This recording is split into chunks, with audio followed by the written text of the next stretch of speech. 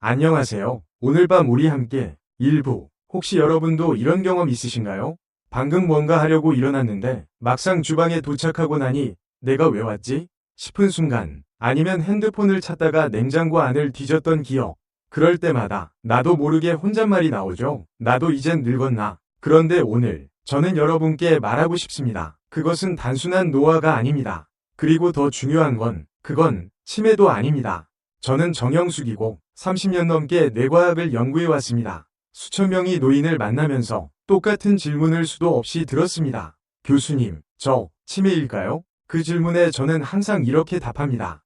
기억을 놓친다고 모두 치매는 아닙니다. 하지만 기억을 놓치고도 아무것도 하지 않으면 치매로 갈 수는 있죠. 그래서 오늘 우리가 나눌 이야기는 단순한 의학 정보나 건강 팁이 아닙니다. 이건 생존 이야기입니다. 왜냐고요? 지금도 매년 대한민국에서 수만 명의 어르신들이 조용히 기억을 잃어가고 있기 때문입니다.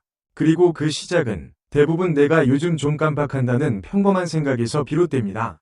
그러니 편하게 앉기 전에 잠시만요. 좋아요 한번 눌러주시고 구독과 알림 설정 부탁드릴게요. 하지만 정말 제가 하는 이야기가 마음에 드실 때만요.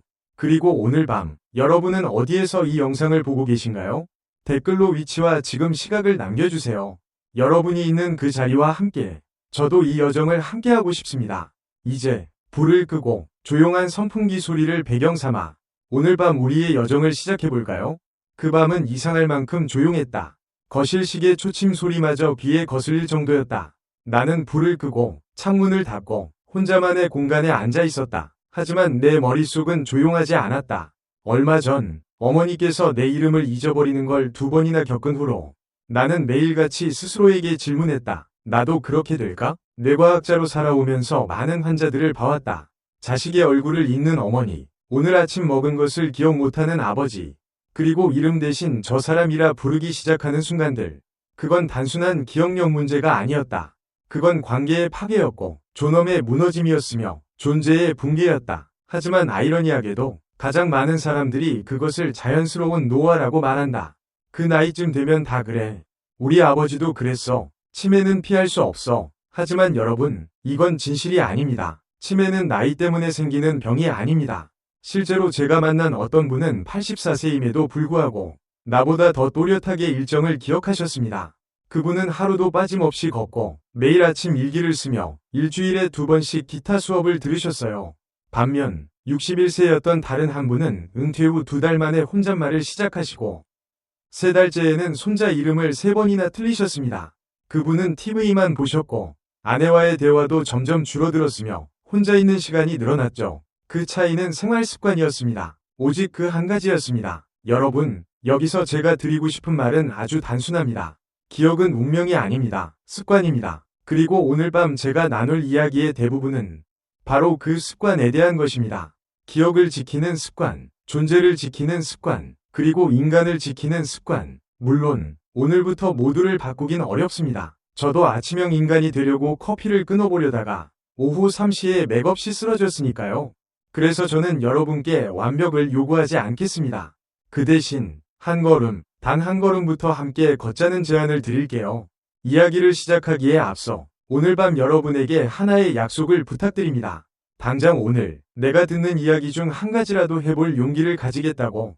그게 걷기든 책 읽기든 잠자기 1시간 전 핸드폰 내려놓기든 상관없습니다. 내일 아침 여러분의 기억이 지금보다 조금 더 선명하기를 바라면서 이야기를 이어갑니다. 2부 깜빡거림은 치매가 아니다. 그날은 어머니가 내게 전화를 거셨다. 목소리는 평소처럼 다정했다. 얘야, 네가 어제 가져다준 반찬 참 맛있더라. 하지만 이상했다. 어제는 아무것도 가져다 드린 적이 없었기 때문이다.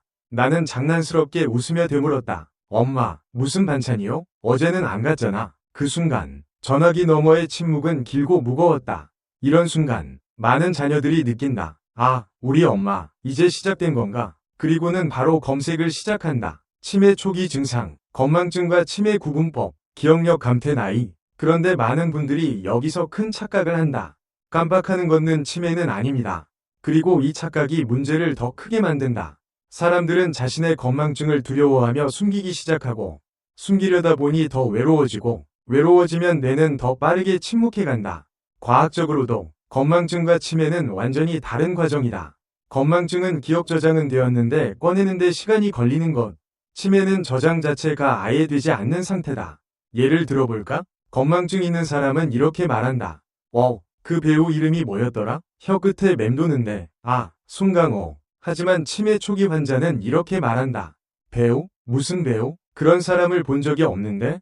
이 차이는 미묘하지만 결정적이다. 기억을 어디엔가는 가지고 있지만 꺼내기 힘든 건 내가 아직 작동하고 있다는 증거다. 그러나 아예 흔적이 없다는 건 뇌세포 자체가 퇴화되었음을 의미한다. 여기서 잠깐 재미있는 이야기를 하나 하자. 일본의 한 연구에 따르면 매일 어디다 뒀는지 몰라서 리모컨을 찾는 시간이 평균적으로 17분이라는 결과가 있었다. 연간으로 계산하면 리모컨 찾느라 약 104시간을 쓰는 셈이다. 리모컨 찾는 것도 하나의 습관이자 뇌 자극의 일부가 될 수 있다는 말이 된다. 그래서 저는 건망증이 생길 때마다 억지로 기억을 끄집어내 보라고 권한다. 찾아봐. 어디 넣었지? 뭐 하다가 그랬지? 이 과정을 뇌는 찾기 게임처럼 받아들이며 자극을 받는다. 물론 여기에 반론도 있다. 일부 학자들은 건망증이 반복되면 결국 치매로 이어진다고 주장한다. 하지만 저는 이렇게 말한다. 반복된 건망증이 문제라기보단 그 건망증을 방치하는 태도가 치매로 가는 길이라는 게 더 정확하다. 여기서 조금 더 깊게 들어가 보자. 우리가 나이를 먹을수록 기억력이 떨어지는 건 당연한 일처럼 받아들여지지만 사실 뇌세포는 나이와 직접적으로 연관된 게 아니다. 뇌세포는 쓰면 쓸수록 살아있고 안 쓰면 죽는다. 즉, 나이가 아니라 사용 빈도가 문제인 것이다. 이쯤 되면 여러분도 궁금해질 것이다. 그럼 대체 어떻게 해야 치매를 막을 수 있을까? 지금 내 깜빡거림이 괜찮은 건지 위험 신호인지 어떻게 알 수 있을까? 아주 간단한 테스트 하나를 해보자. 지금 이 영상을 보기 전 핸드폰을 어디에 뒀는지 기억하는가? 혹은 오늘 점심 메뉴가 정확히 뭐였는지, 몇 시쯤 식사했는지 떠올릴 수 있는가? 한 가지라도 확신이 없다면 지금 이 시점이 기억을 관리하는 습관을 시작해야 할 시점일 수 있다. 여기서 한 가지 더. 치매에 대한 가장 큰 오해는 바로 가족력이다. 우리 외할머니가 치매셨으니 나도 언젠가는. 아니요. 가족력은 단지 경고등일 뿐입니다. 그것이 결정이 되어선 안 됩니다. 실제로 미국 존스 호킨스 대학 연구팀은 가족력보다 생활습관 치매 발병에 훨씬 더 큰 영향을 미친다는 결과를 발표했습니다. 당신이 오늘 무엇을 먹고 얼마나 걷고 누구와 이야기하며 잠을 어떻게 자는지가 결국 뇌의 미래를 만든다는 것이죠. 나는 그런 분들을 많이 봤습니다. 치매 가족력이 있었지만 90세까지 또렷이 손주 이름을 외우며 살아가신 분들.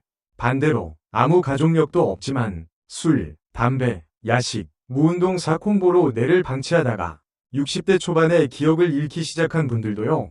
결국 지금 이 순간의 습관이 10년 후 당신의 이름을 기억할 수 있느냐 없느냐를 결정하게 됩니다.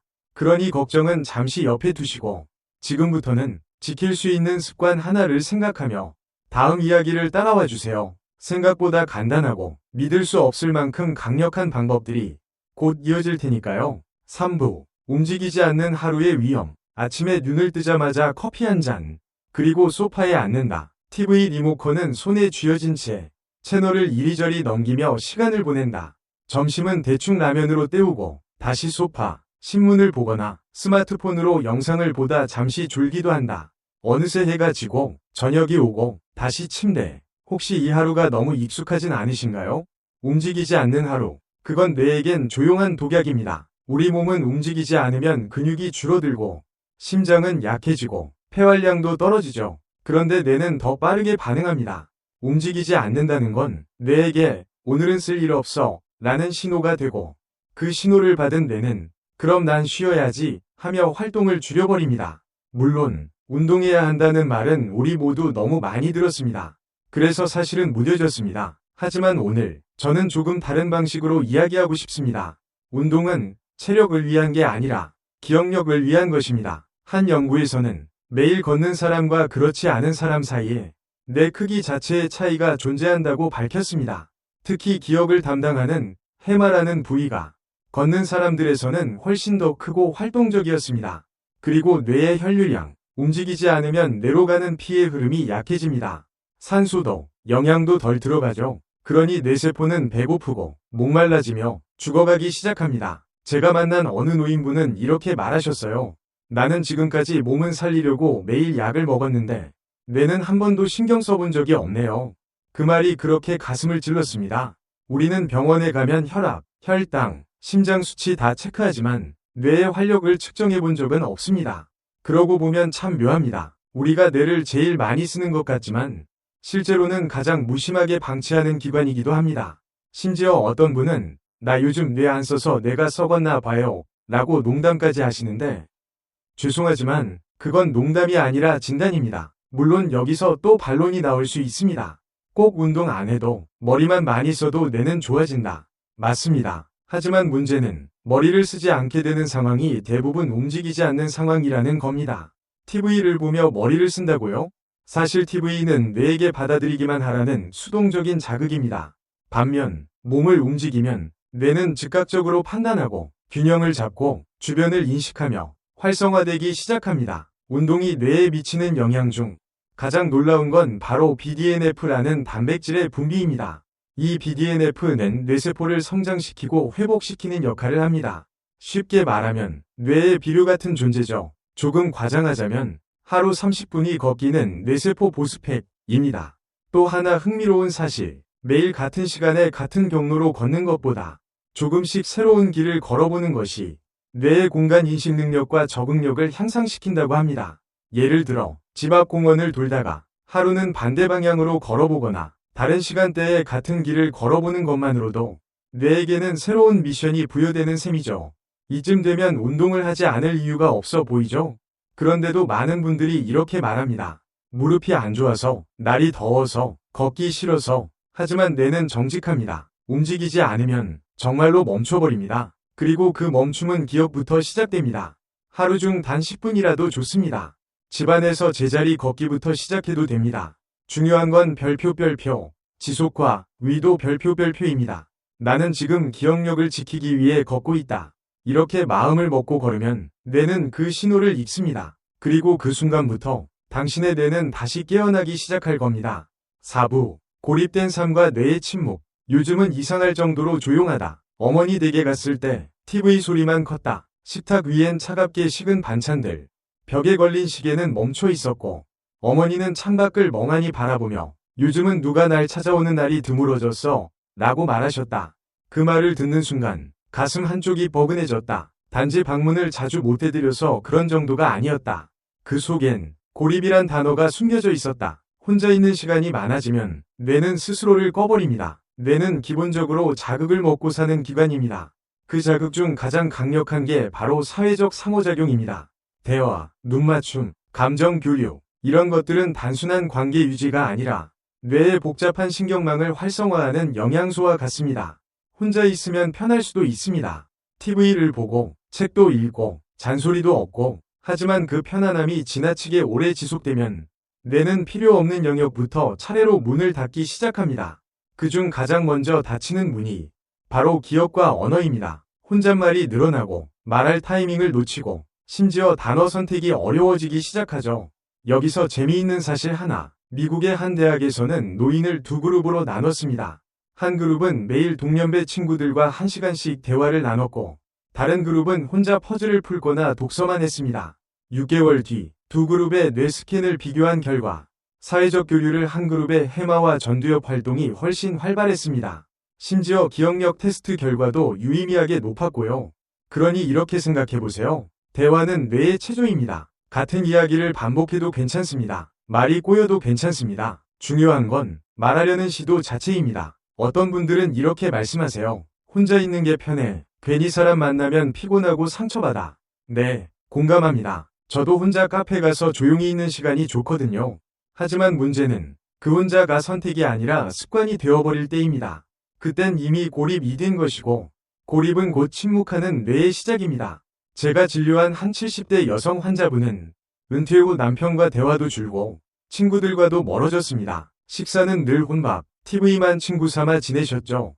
그분은 이렇게 말했습니다. 하루에 말을 한마디도 안 하는 날도 많아요. 그 말을 듣고 저는 말했습니다. 그럼 오늘부터 저랑 매일 5문장씩 전화로 대화해요. 그 결과는 놀라웠습니다. 3주 만에 그분의 목소리가 달라졌고 얼굴에도 생기가 돌았습니다. 무엇보다 말투에 리듬이 생겼습니다. 뇌는 다시 반응하기 시작한 것이죠. 뇌과학계에는 유즈이도어 루즈잇이라는 말이 있습니다. 쓰지 않으면 잃는다. 이 말은 단지 지식이나 운동에만 해당되는 게 아닙니다. 말, 표현, 공감, 이 모든 사회적 기능도 사용하지 않으면 점점 희미해집니다. 자, 여기서 여러분께 하루에 단 5분 작은 실천을 제안 드릴게요. 누군가에게 전화를 걸어보세요. 가족, 친구, 이웃 누구라도 좋습니다. 그리고 이렇게 말해보세요. 그냥 안부 한번 여쭤보려고요. 그 한 통이 전화가 당신의 뇌에 불을 다시 켤 수 있습니다. 혹시나 통화가 어렵다면 이 영상 아래 댓글로 소감을 남겨보세요. 글을 쓰는 것도 뇌를 움직이는 좋은 방법입니다. 표현은 항상 뇌에게 신호를 줍니다. 나는 아직 살아있고 연결되어 있다. 고립된 삶은 조용히 찾아오지만 그 끝은 너무나 확실하게 기억을 가져갑니다. 그러니 오늘 단 한 번이라도 누군가와 연결되는 시도를 해보세요. 당신의 뇌는 당신을 기다리고 있습니다. 5부. 배우지 않는 뇌는 퇴화한다. 이 나이에 뭘 또 배워?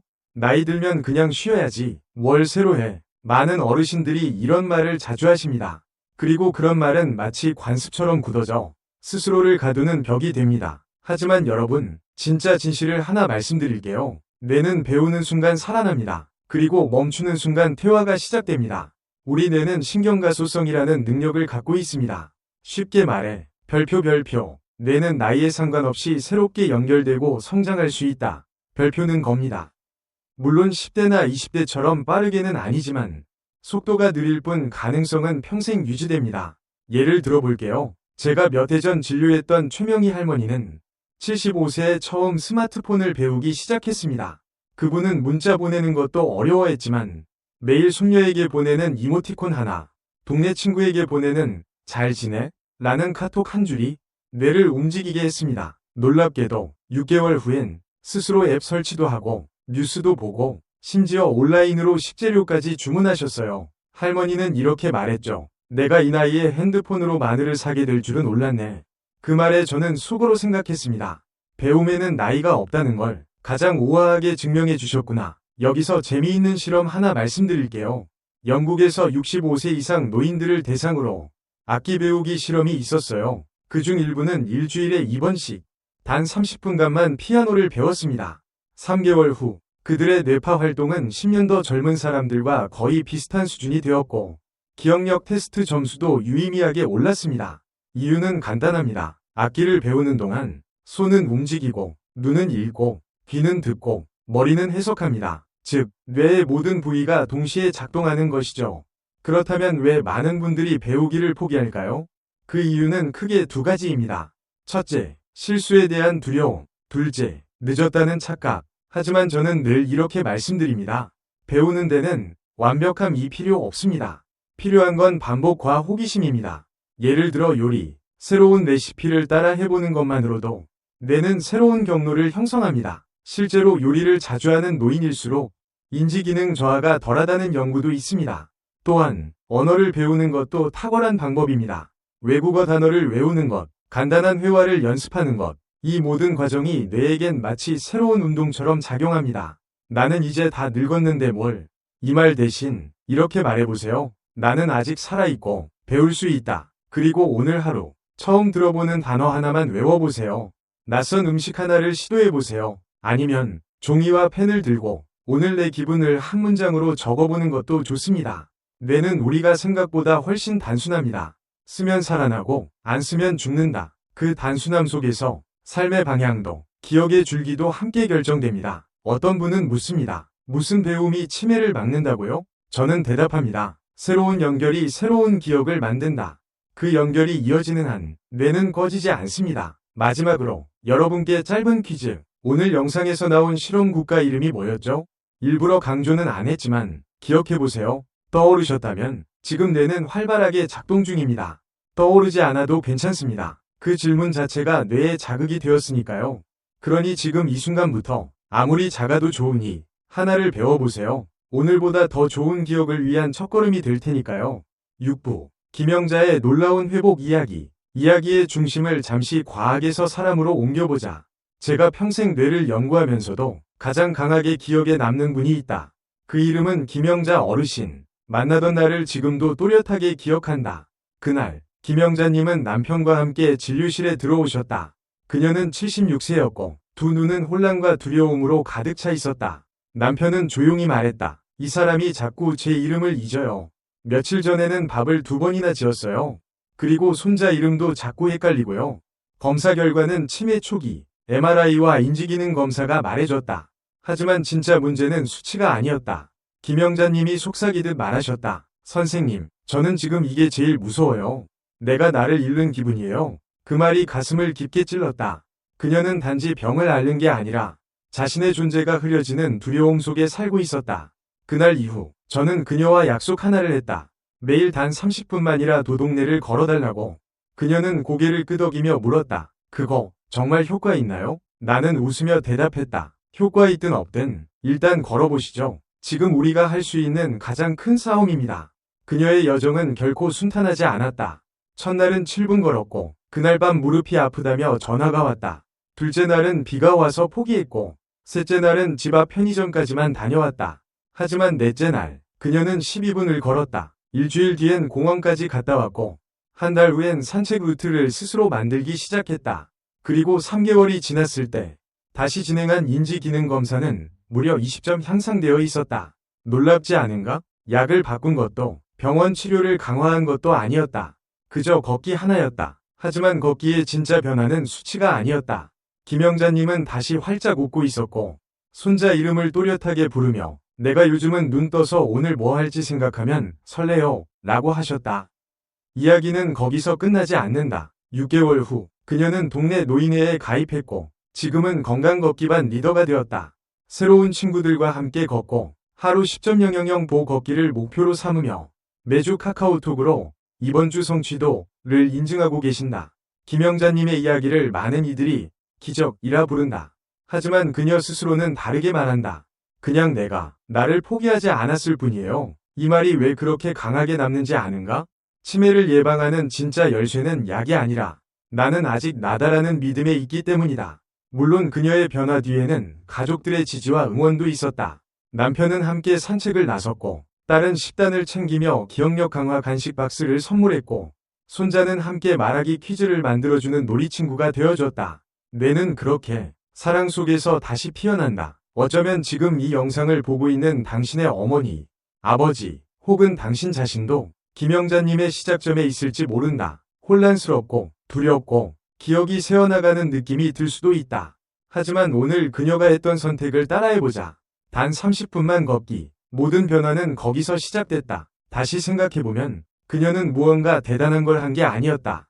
그녀는 그저 멈추지 않았을 뿐이다. 당신도 분명히 할 수 있다. 7부. 걷기가 만든 뇌 속의 변화.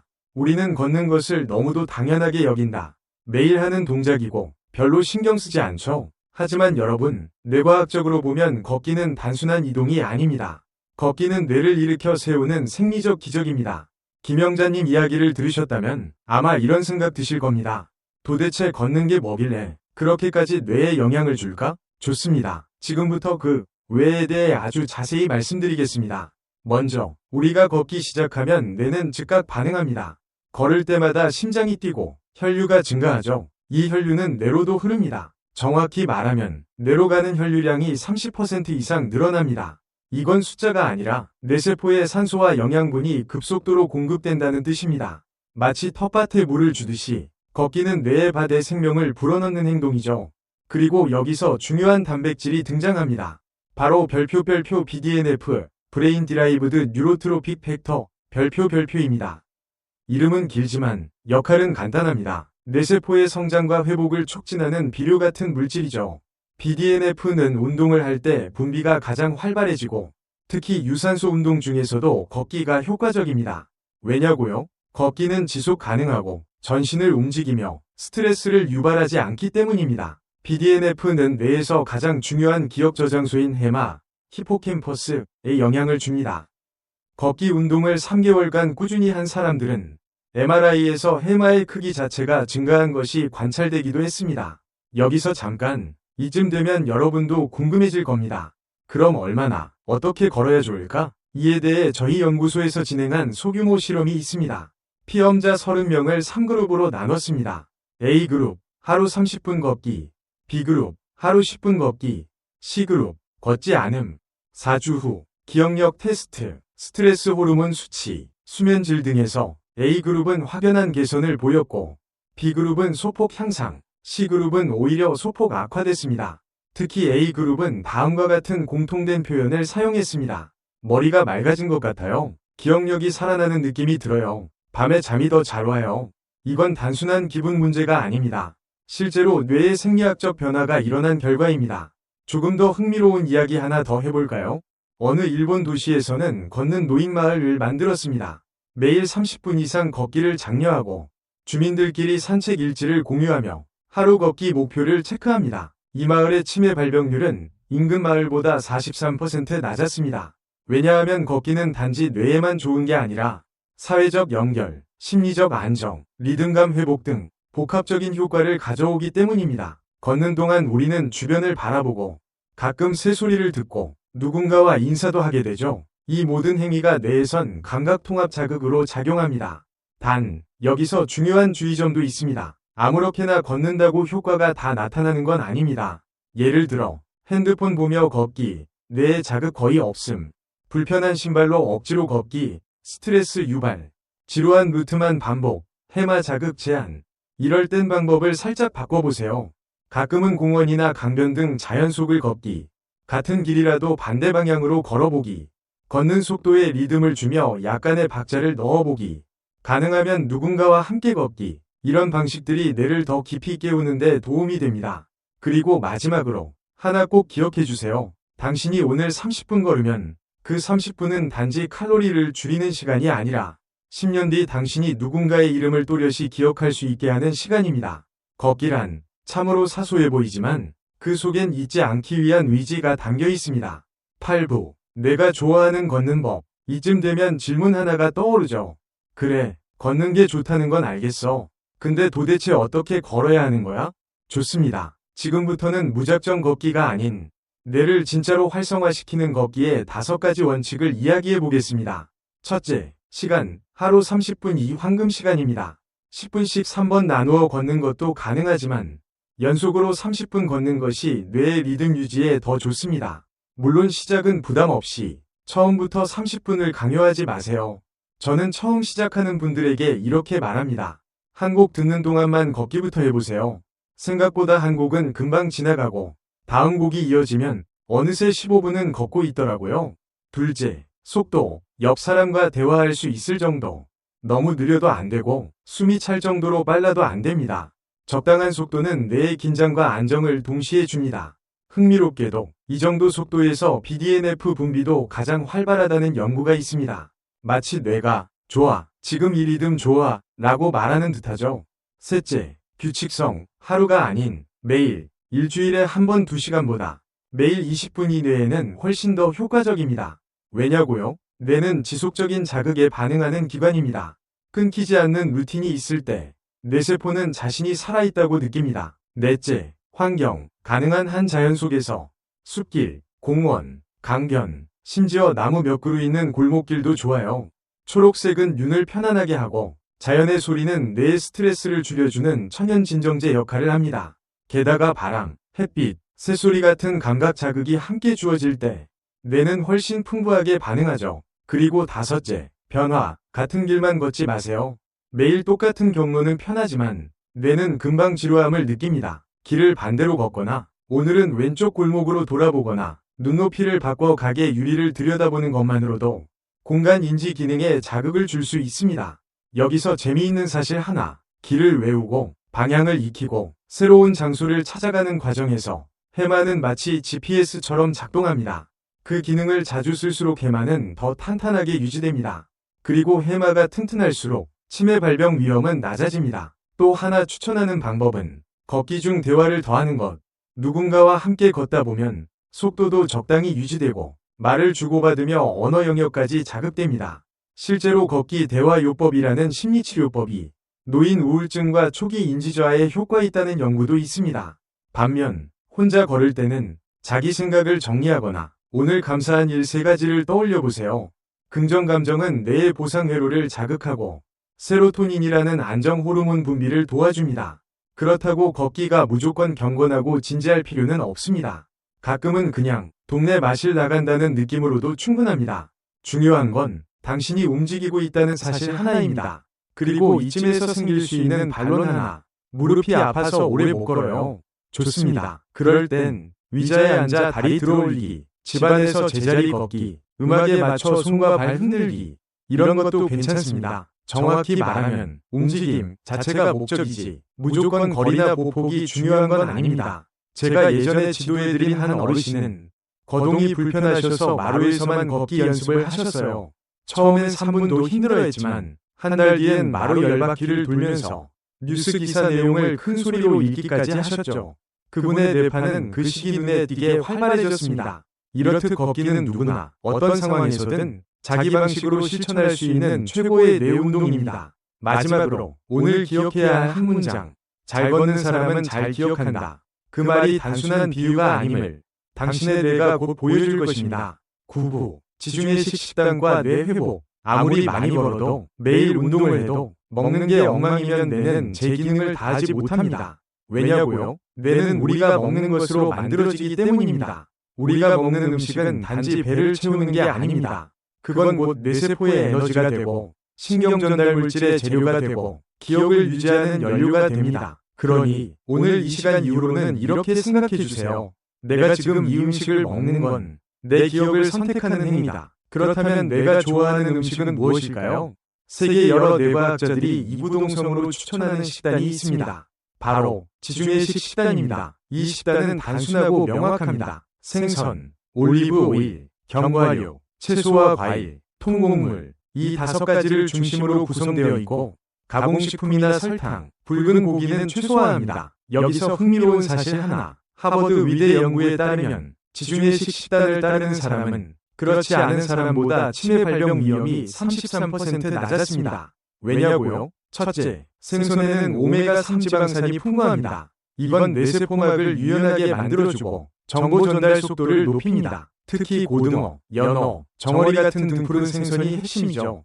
둘째, 견과류, 호두, 아몬드, 잣, 이 안고 있는 비타민 E와 불포화 지방산은 뇌를 산화 스트레스로부터 보호해줍니다. 하루 한 줌이면 충분하지만 매일이 중요합니다. 셋째, 채소와 과일, 특히 시금치, 브로콜리, 블루베리 같은 녹색과 보라색 식품은 항산화 성분이 강해서 뇌세포의 염증을 줄이고 기억력 회복에 도움을 줍니다. 하지만 반대로 뇌를 공격하는 음식도 있습니다. 그리고 안타깝게도 우리가 너무 자주 먹는 것들이죠. 첫 번째 적, 설탕, 케이크, 사탕, 탄산음료. 이들은 혈당을 급격하게 올려 뇌의 염증 반응을 촉진하고 기억 형성을 방해합니다. 두 번째 적, 가공식품, 햄, 소시지, 인스턴트 라면. 이들은 트랜스 지방과 나트륨이 많아 뇌혈관에 부담을 주고 장기적으로 해마 기능을 저하시킵니다. 세 번째 적, 튀긴 음식, 후라이드 치킨, 감자튀김. 기름 속에서 높은 온도로 조리된 음식은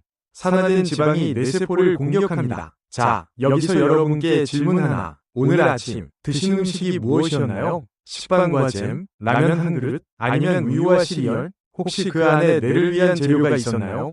없었다면 지금부터 아주 작은 변화만 줘보세요.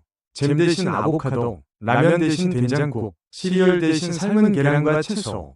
이런 전환이 기억의 방향을 바꾸는 시작입니다. 실제로 제가 진료했던 한 어머님 이야기를 해볼게요. 박순애 어머님, 78세. 그분은 오랫동안 식사를 대충 해결하셨습니다. 아침엔 식빵에 커피, 점심엔 라면, 저녁엔 찬밥에 김치. 기억력이 눈에 띄게 떨어지기 시작했고 병원에 오셨을 땐 일상생활 경도인 지장의 진단을 받으셨습니다. 그녀의 혈액 검사 수치는 만성 염증 상태를 말해주고 있었죠. 그 후 식단을 조정하기 시작했습니다. 아침, 현미밥 플러스 나물 플러스 계란. 점심, 생선구이 플러스 샐러드. 간식, 아몬드 5개. 저녁, 된장국 플러스 채소무침. 물론 처음엔 싫어하셨어요. 입맛도 없고 맛도 없고 귀찮아 죽겠네. 하지만 2달쯤 지나자 표정이 달라졌고 기운이 달라졌고 무엇보다 말의 연결과 기억 속도가 빨라졌습니다. 6개월 후 어머님은 직접 요리도 하시고 텃밭에서 고추와 상추를 기르시며 이건 내 기억력 농사야 라고 농담까지 하셨어요. 그 말을 듣고 저는 속으로 생각했습니다. 먹는 건 단지 생존이 아니라 기억력의 선택이다. 그러니 여러분, 다이어트 말고 기억을 위한 식단을 해보세요. 몸무게보다 더 중요한 건 내 이름을 기억하는 뇌의 무게니까요. 10부, 박순애의 식단 전쟁. 사실 식단을 바꾼다는 건 말처럼 쉬운 일이 아니다. 특히 수십 년을 한결같이 라면, 식빵, 달달한 커피에 익숙해진 분들에겐 별표, 밥상 미혁명, 별표이나 마찬가지다. 박순애 어머님도 그랬다. 처음 상담을 마치고 식단 조정 안내서를 드렸을 때 그분은 딱 한마디 하셨다. 내가 토끼도 아니고 이걸 어떻게 먹어? 그리고 그날 밤 딸에게 문자 하나가 왔다. 엄마가 냉장고에서 몰래 초코파이를 꺼내 드셨습니다. 웃음이 났지만 한편으론 익숙한 반응이기도 했다. 습관은 논리보다 강하고 맛은 논문보다 끈질기다. 그래서 저는 어머님께 한 가지 제안을 드렸다. 처음엔 바꾸지 마세요. 단지 하나만 더 해보세요. 라면을 드셔도 좋아요. 단, 옆에 시금치 나물 한 젓가락만 더 해보세요. 그 말에 어머님은 그 유명한 그 정도야 라는 반응을 보이셨고 그게 시작이었다. 이후 한 달 동안 매끼 단 하나의 채소 반찬 추가, 일주일에 하루는 생선 먹기, 커피는 설탕 대신 시나몬 가루로 대체. 이런 작은 바꾸기 실험이 이어졌다. 놀라운 건 몸보다 먼저 반응한 게 기억력이었다. 처음 상담 때는 대화를 하다 그게 뭐였지? 라며 말끝이 자주 흐려졌지만 2달 후에는 이야기가 끊기지 않고 이어졌고 손자 이름도 한 번에 불러내셨다. 그 과정에서 어머님은 점점 맛과 건강의 균형점을 스스로 찾아가셨다. 된장국에 두부 대신 양파를 넣으시고 감자조림에 설탕 대신 사과즙을 넣으시며 이렇게 해도 먹을만하네 라고 웃으셨다. 가장 감동적인 변화는 어느 날의 메모였다. 진료실에 들고 오신 작은 수첩엔 이렇게 적혀 있었다. 아침, 현미밥 플러스 구운 고등어. 점심, 김밥, 계란 많이, 사과 반개. 저녁, 호박 된장국 플러스 고사리 플러스 배추김치. 간식, 아몬드 5개 플러스 블루베리. 그 수첩은 그 자체로 회복의 다이어리였고 치매 예방은 단지 영양소가 아니라 의식의 변화에서 시작된다는 증거였다. 이쯤에서 뇌과학적 포인트를 하나 더 드릴게요. 뇌는 고혈당 상태에 오래 노출되면 기억을 담당하는 해마세포가 점점 둔화됩니다. 반면 항산화 물질과 불포화 지방산은 뇌세포를 보호하고 새로운 신경회로 형성을 촉진하죠.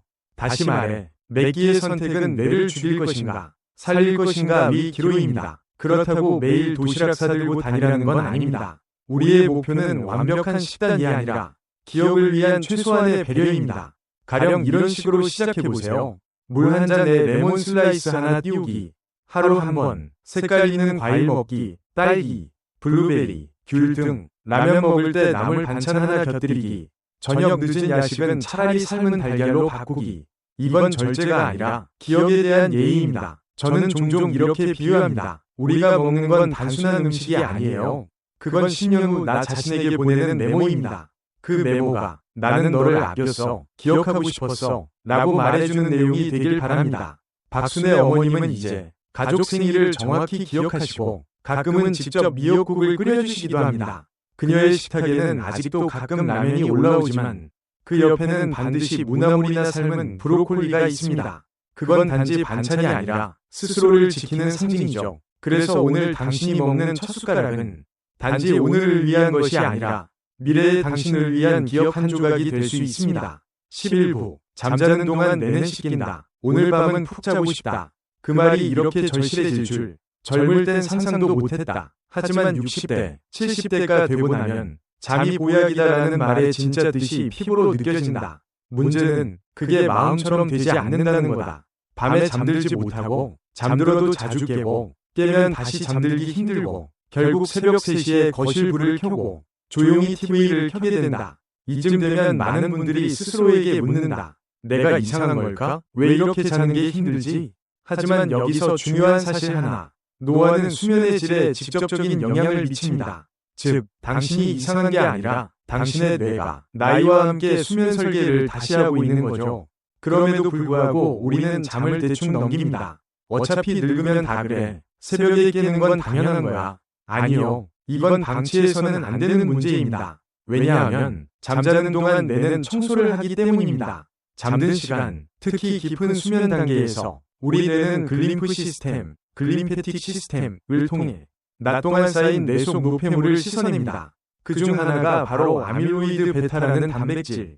이게 바로 알츠하이머 치매의 원인 물질입니다. 즉, 충분히 숙면하지 못하면 이 독성 단백질이 뇌에 쌓이고 해마 기능이 떨어지며 결국 기억력이 점점 흐려지게 되는 거죠.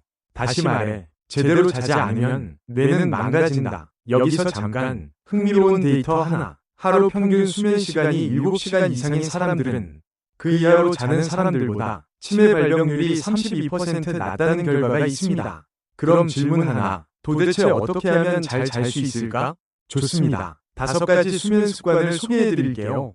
1. 규칙적인 수면 시간 유지하기. 매일 같은 시간에 자고 같은 시간에 일어나는 것. 주말에도 예외는 없습니다. 뇌는 이 리듬을 통해 멜라토닌이라는 수면 호르몬을 안정적으로 분비합니다. 2. 잠들기 2시간 전. 음식 금지. 늦은 저녁이나 야식은 위장을 바쁘게 하고 뇌는 소화냐 수면이냐 사이에서 혼란을 겪게 됩니다. 특히 탄수화물이 많은 음식은 혈당을 급상승시켜 밤새 뒤척이게 만들죠. 3. 침실 온도와 조명 조절하기. 가장 이상적인 수면 온도는 18에서 22도입니다.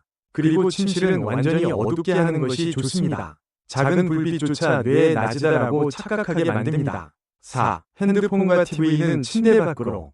블루라이트는 멜라토닌 생성을 억제합니다. 특히 자기 전 뉴스나 자극적인 영상은 뇌를 흥분 상태로 만들어 수면을 방해하죠.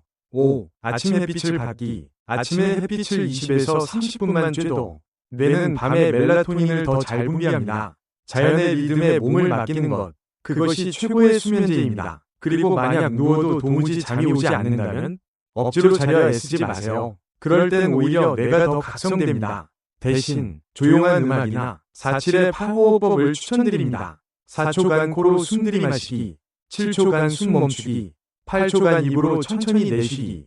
이 리듬은 뇌의 자율신경계를 안정시키고 심박수를 줄여 숙면을 유도합니다. 예전에 제 환자 중 한 분은 이 호흡법을 매일 저녁 10분씩 연습하면서 잠드는 시간이 45분에서 15분으로 줄었고 밤에 깨는 횟수도 현저히 감소했습니다. 그분은 이렇게 말했습니다. 이젠 자는 게 무섭지 않아요. 잠들면 내 뇌가 스스로 나를 치유해준다는 걸 아니까요. 이 얼마나 아름다운 진실인가요? 오늘 밤 당신도 그 진실을 몸으로 느끼셨으면 좋겠습니다. 잠을 잘 자는 것, 그건 단순한 휴식이 아니라 기억을 지키는 가장 부드러운 투쟁입니다. 12부. 스트레스는 뇌의 적이다. 하루에도 몇 번씩 짜증이 난다. 전화벨 소리, TV 소음, 냉장고 문을 안 닫은 가족, 그리고 무엇보다 자꾸 깜빡하는 내 자신. 이 모든 게 한데 엉키고 나면 심장은 빨라지고 숨은 가빠지고 머릿속은 멍해진다. 그때 뇌는 조용히 SOS를 보낸다. 지금 너무 많은 게 나를 압박하고 있어. 이럴 때 나오는 호르몬이 있습니다. 바로 코르티솔, 코티졸. 스트레스를 받을 때 분비되는 이 호르몬은 초기엔 우리를 깨워주고 위험에 대처하게 해주는 생존 도우미입니다. 하지만 이게 만성적으로 지속되면 뇌에 치명적인 손상을 남깁니다. 특히 코르티솔이 가장 먼저 공격하는 부위는 어디일까요? 바로 별표 기억을 저장하고 회상하는 해마, 히포캠퍼스, 별표입니다. 실제로 뇌 MRI 촬영 결과 스트레스를 많이 받는 사람들의 해마는 그렇지 않은 사람들보다 눈에 띄게 작고 활동이 저하되어 있었습니다. 자, 여기서 하나의 질문. 나는 내 스트레스를 어떻게 다루고 있지? 많은 분들이 이렇게 말합니다. 그냥 참지 뭐. 혼자 술 한잔하면 풀리니까 TV 보며 넘어가야지. 하지만 이런 방식은 근본적인 해결이 아닙니다. 스트레스를 내친화적으로 다루려면 아래 3가지가 꼭 필요합니다. 1. 명상 혹은 심호흡 훈련. 말만 들어도 부담되시죠? 하지만 복잡할 것 없습니다. 하루 10분, 조용한 공간에서 눈을 감고 코로 천천히 숨을 들이마시고 4초간 멈췄다가 입으로 6초간 천천히 내쉬는 것. 이 호흡 하나만으로도 심박수는 낮아지고 코르티솔 분비는 줄어들며 뇌파는 안정됩니다. 심지어 연구에 따르면 매일 10분 명상을 8주간 꾸준히 한 사람들은 해마 용적이 증가하고 전두엽 활동이 더 활발해졌다는 결과가 있습니다. 2. 감사일기 쓰기. 처음엔 어색하실 겁니다. 내가 무슨 10대 소녀도 아니고 일기를 써? 그런데 놀랍게도 매일 잠들기 전 감사한 일 3가지를 적는 것만으로도 뇌는 긍정 회로를 자극받고 세로토닌 분비가 증가합니다. 예를 들어 이런 식입니다. 오늘 산책하다 고양이를 봤다. 귀여웠다. 딸이 먼저 전화해서 안부 물었다. 고마웠다. 저녁 반찬이 입에 맞았다. 만족스러웠다. 이런 작은 감정들이 쌓이면 뇌는 세상은 안전하다는 메시지를 해석하게 되고 그 결과 스트레스 반응은 줄어들게 됩니다. 3. 말하기, 나누기. 혼자 삼키는 말은 위장이 아니라 뇌가 소화해야 합니다. 그리고 뇌는 그걸 잘 못합니다. 그러니 가능한 감정을 말로 표현해보세요. 오늘 좀 속상했어. 사실 나 이럴 줄 몰랐어. 그냥 좀 울고 싶었어. 이런 문장 하나가 스트레스라는 덩어리를 분해하고 감정을 정리하게 만듭니다. 특히 가족과의 대화에서 감정 표현을 주저하지 마세요. 힘들다는 말은 약함이 아니라 회복의 시작입니다. 물론 스트레스는 삶에서 완전히 제거할 수 없습니다. 삶이란 본질적으로 긴장과 충돌의 연속이니까요. 하지만 중요한 건 그걸 어떻게 흡수하느냐입니다. 제가 진료했던 한 72세 할아버지는 퇴직 후 계속 무력감에 시달리며 나는 이제 쓸모없는 사람 같아 라는 말을 입버릇처럼 하셨습니다. 그런데 어느 날 손자와 함께 소금 반죽 놀이를 하면서 그가 웃기 시작했습니다. 그는 나중에 이렇게 말했습니다. 작은 손이 내 손을 꼭 잡는데 그때 갑자기 내가 살아있다는 느낌이 들더라고요. 스트레스를 줄이는 방법은 꼭 명상이나 요가일 필요 없습니다. 함께 웃고 말하고 느끼는 모든 것이 뇌에게는 해독제입니다. 오늘 하루 감정 하나라도 말로 표현해보세요. 숨 한번 길게 쉬어보세요. 그리고 오늘 감사했던 일 하나만 마음속에 떠올려보세요.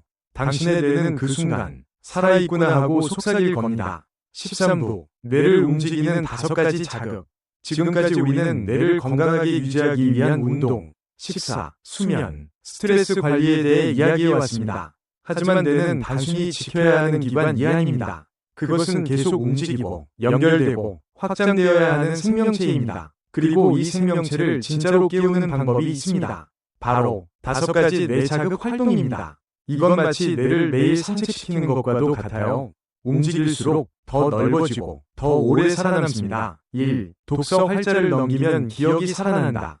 책을 읽는다는 건 단순히 정보를 받아들이는 게 아닙니다. 단어를 인식하고 문맥을 파악하고 상상하고 의미를 연결하는 모든 과정이 뇌의 다양한 영역을 동시에 작동시킵니다. 특히 소설을 읽는 건 더욱 강력한 효과를 발휘하죠. 왜냐하면 인물의 감정을 공감하고 이야기를 따라가면서 전두엽, 해마, 편도체까지 폭넓게 자극되기 때문입니다. 하루 15분이라도 한 장씩이라도 책을 읽는 습관은 뇌를 활자 속 여행자로 만들어줍니다. 그리고 그 여정은 기억력뿐만 아니라 감정 조절에도 큰 도움을 줍니다. 2. 새로운 기술 배우기 낯설수록 뇌는 좋아한다. 처음 스마트폰을 배우던 순간 기억나시나요?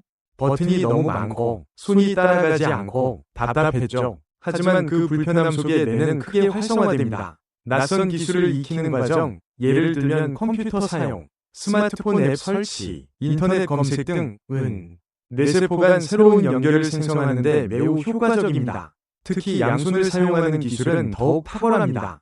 피아노, 타자 연습, 스마트폰 게임, 요리, 재봉틀 등 손을 쓰며 생각해야 하는 활동은 좌뇌와 우뇌를 동시에 자극하죠. 한 연구에서는 피아노를 배우는 노인이 6개월 만에 해마 용적이 증가하고 주의력과 처리 속도까지 향상된 결과도 있습니다. 3. 악기 연주 감각과 감정의 교향곡. 악기를 연주하면 눈으로 악보를 보고 손으로 연주하고 귀로 듣고 뇌로 해석해야 하죠. 이처럼 복합적인 감각 자극은 뇌를 완전하게 깨우는 가장 효과적인 방법 중 하나입니다. 지금부터 바이올린을 배우세요 라고 말하는 게 아닙니다. 그냥 탁상 드럼을 두드리거나 리듬을 흥얼거리며 피아노를 건반만 눌러보는 것도 충분해요. 가장 중요한 건 완벽한 연주가 아니라 반응하고 있는 뇌를 느끼는 경험입니다. 4. 사회적 교류 대화는 뇌의 심장 박동. 사람과 사람 사이의 말 한마디, 눈빛 하나, 웃음 한 번. 이 모든 것들이 뇌에게는 최고의 자극입니다. 실제로 말할 때 우리는 단어를 선택하고 문법을 조합하고 감정을 실어 전달하죠. 이건 마치 뇌가 고속도로 위를 달리는 자동차처럼 속도감 있고 역동적인 훈련입니다. 게다가 타인의 말을 듣는 것 또한 청각, 집중력, 판단력, 감정이입 능력을 동시에 요구하죠. 그러니 하루에 단 10분이라도 누군가와 진심으로 대화를 나눠보세요. 그게 가족이든 친구든 아니면 편의점 점원이든 대화는 가장 오래 기억되는 뇌 운동입니다. 5. 창작활동 뇌는 상상 속에서 자란다. 그림을 그리는 것, 글을 쓰는 것, 무언가를 만드는 것, 이 모든 창작 활동은 뇌의 창의성, 공간 인지, 문제 해결 능력을 자극합니다. 그림 실력이 없다고요? 괜찮습니다. 중요한 건 결과가 아니라 과정입니다. 예를 들어 색연필로 색칠하기, 오늘 하루를 5줄시로 적어보기, 종이접기로 새를 만들어보기, 이런 사소한 창작조차도 뇌에게는 생명활동입니다. 특히 창작 중에는 스트레스 호르몬 수치가 감소하고 세로토닌과 도파민이 증가한다는 연구 결과도 있습니다. 요약하자면 이 5가지 활동은 약도 아니고 장비도 필요 없으며 누구나 지금 당장 시작할 수 있습니다. 책 한 장 읽기, 핸드폰 앱 하나 새로 써보기, 리듬에 맞춰 손가락 두드리기, 누군가와 웃으며 대화하기, 무언가를 만들거나 적어보기, 이 간단한 행동들이 당신의 뇌를 잊히지 않게 지금 이 순간에도 살아있게 만들어줍니다. 그리고 기억하세요. 뇌는 움직이는 만큼 오래 간다. 14부, 시작은 작게, 반복은 꾸준히, 이렇게 많은 걸 다 해야 해요. 많은 분들이 중간쯤 이 질문을 던지곤 합니다.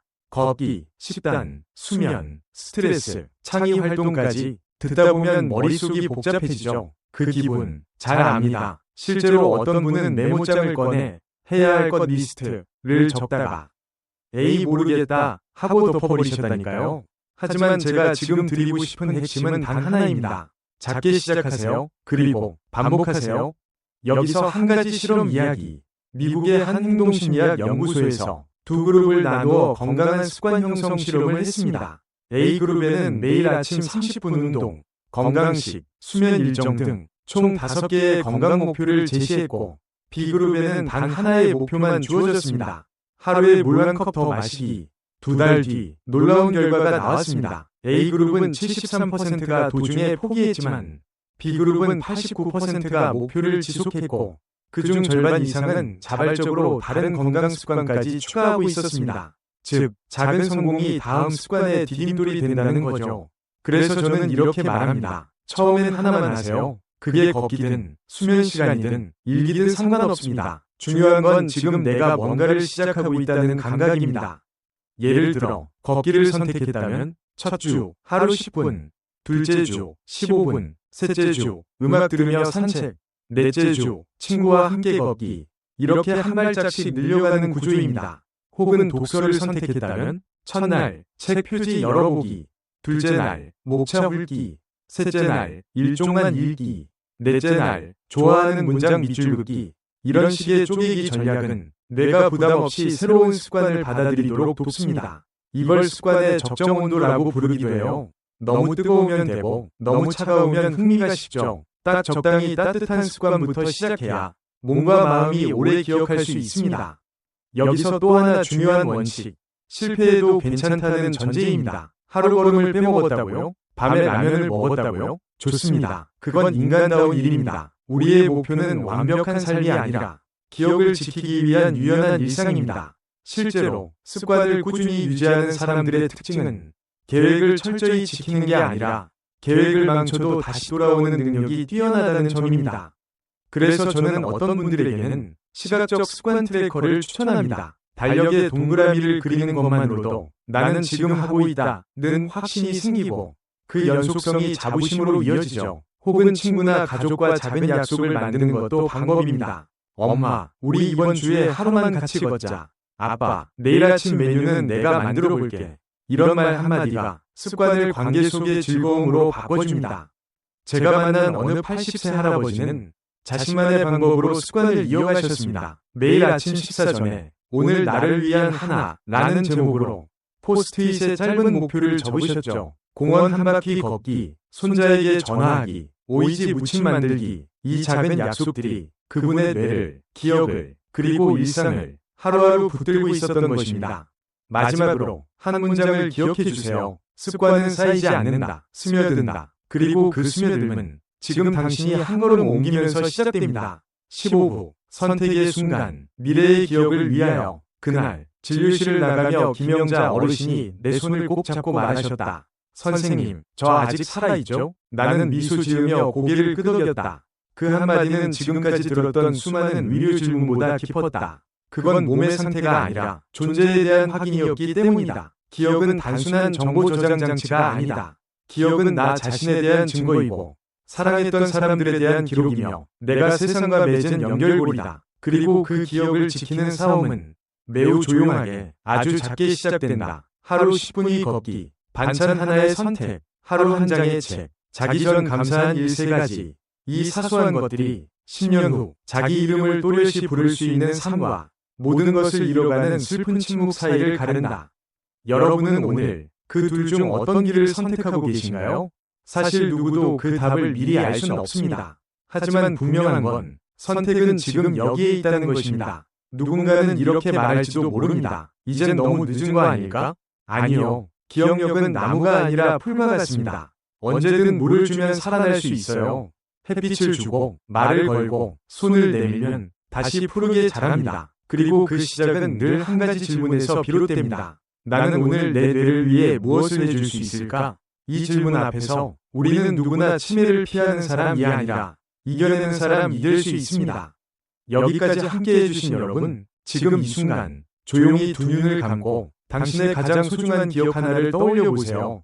그게 엄마의 손맛이든 첫사랑의 웃음이든 손주의 첫 생일이든 그 기억을 지키고 싶다면 지금이 바로 선택의 순간입니다. 내일로 미루지 마세요. 오늘부터 시작하세요. 당신의 뇌는 기다리고 있습니다. 그리고 당신 자신도 기다리고 있을 겁니다. 기억 속의 당신이, 미래에도 여전히 당신이기를 바라는 마음으로 이 여정을 함께 해주셔서 감사합니다. 요약, 이제 천천히 숨을 내쉬어 보세요. 오늘 밤 우리는 기억이라는 선물, 그 선물을 지키기 위한 방법을 함께 걸어왔습니다. 조급하지 않아도 괜찮습니다. 조금씩, 단 하나씩 삶에 스며들게 하세요. 걷고, 나누고, 배우고, 웃고, 자고, 먹고, 그 모든 평범함 속에 당신의 뇌는 다시 살아납니다. 눈을 감고 오늘 들은 것 중 가장 기억에 남는 장면을 떠올려 보세요. 그건 내일의 행동으로 바뀔지도 모릅니다. 잘 자요. 그리고 당신의 기억을 꼭 지키세요.